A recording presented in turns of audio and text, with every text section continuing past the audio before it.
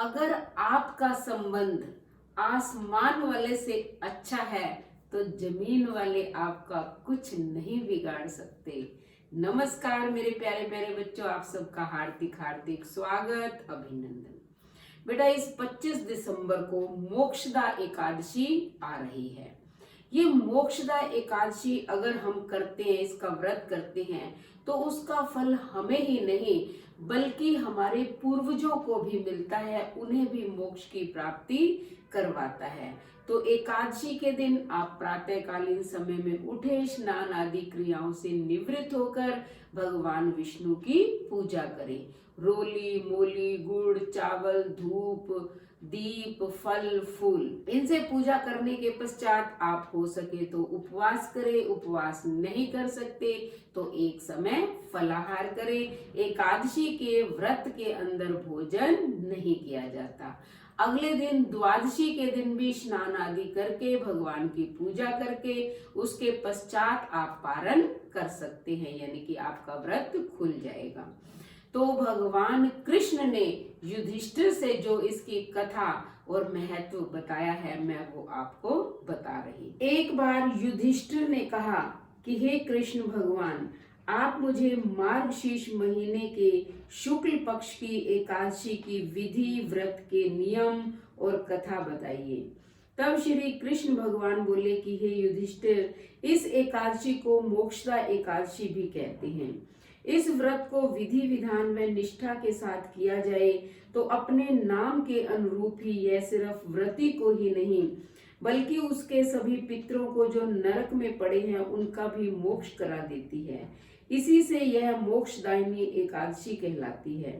इस व्रत में श्रद्धा व भक्ति के साथ दामोदर भगवान की सेवा पूजा व दान पुण्य करना चाहिए। इससे उसके पितरों को मोक्ष मिलती है। जिस प्रकार राजा वैरवानस के पितरों का नरक से उद्धार हुआ, वह कथा तुम्हें सुनाता हूँ, ध्यान से सुनो।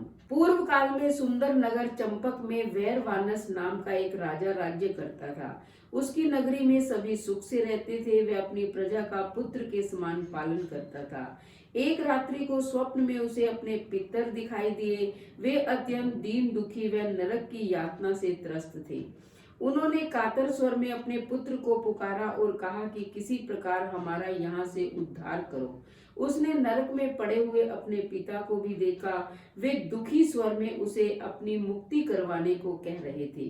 राजा को इस स्वप्न ने अत्यंत व्याकुल कर दिया। उसने सूर्योदय के पश्चात नित्य कर्म से निवृत्त होकर विद्वान ब्राह्मणों को अपने महल में बुलाकर अपने स्वप्न का वृतांत बताया। उन्होंने राजा को पर्वत मुनि से इसका उपाय पूछने की सलाह दी।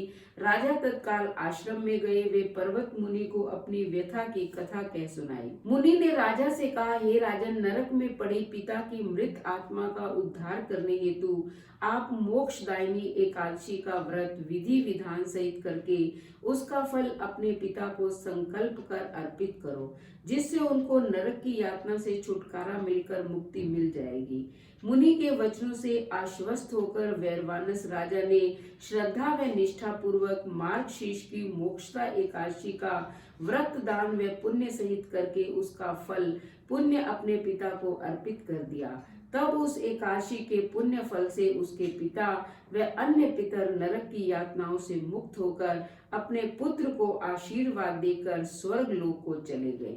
इस व्रत को करने से मनुष्य इस लोक के सुखों को भोगकर अंत में स्वर्ग लोक को प्राप्त करते हैं। तो बेटा, जो भी इस व्रत को विधि विधान से करता है उसकी सभी मनोकामनाएं पूर्ण होती है और उसे मोक्ष की प्राप्ति भी होती है। तो आप व्रत करिए, व्रत नहीं कर सकते तो कथा सुनिए, उसके बाद चैनल को सब्सक्राइब करें, लाइक और शेयर करें, कमेंट करें और बेल आइकन के बटन को दबाएं ताकि अगली ऐसी ही कथा का नोटिफिकेशन सबसे पहले आपको मिले। धन्यवाद।